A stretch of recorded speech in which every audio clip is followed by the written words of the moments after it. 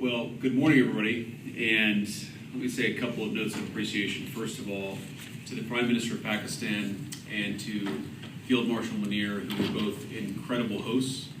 And whatever shortcomings in the negotiation, it wasn't because of the Pakistanis who did an amazing job and really tried to help us and the Iranians bridge the gap and get to a deal. We have been at it now for 21 hours, and we've had a number of substantive discussions with the Iranians. That's the good news.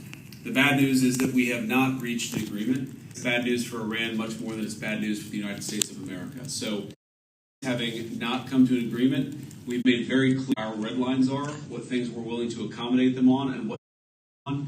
And we've made that as clear as we possibly could, and they have chosen not to accept our terms. Questions? Sir, Nick Robertson from CNN. Precisely what have they rejected? Affirmative commitment that they will not seek a nuclear weapon, and they will not seek the tools that would enable them to quickly achieve a nuclear weapon. That is the core goal of the President of the United States, and that's what we've been trying to achieve through these negotiations.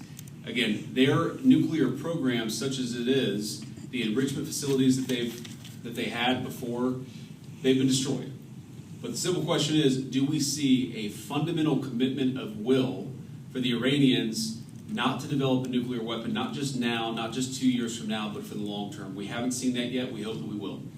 Was there a framework on anything? And also, did the Iranian frozen assets come up? And did you reach any conclusions on those frozen assets? We talked about all those issues, Jen, and we talked about a number of issues beyond that. And so certainly those things came up. But again, we just could not get to a situation where the Iranians were willing to accept our terms. I think that we were quite flexible. We were quite accommodating. The president told us, you need to come here in good faith and make your best effort to get a deal.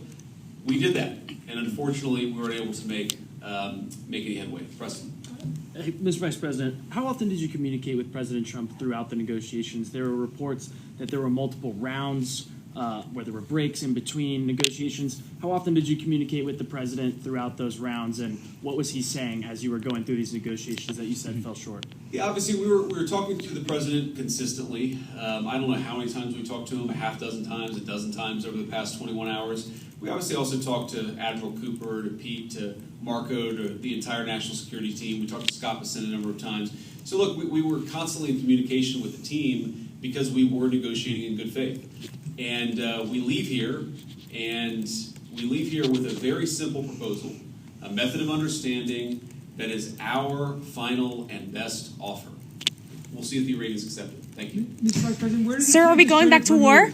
Are we going back to war, sir? Mr. Netanyahu at all today? What about the Strait of Hormuz? Did they give you any indication of the Supreme Leader's health?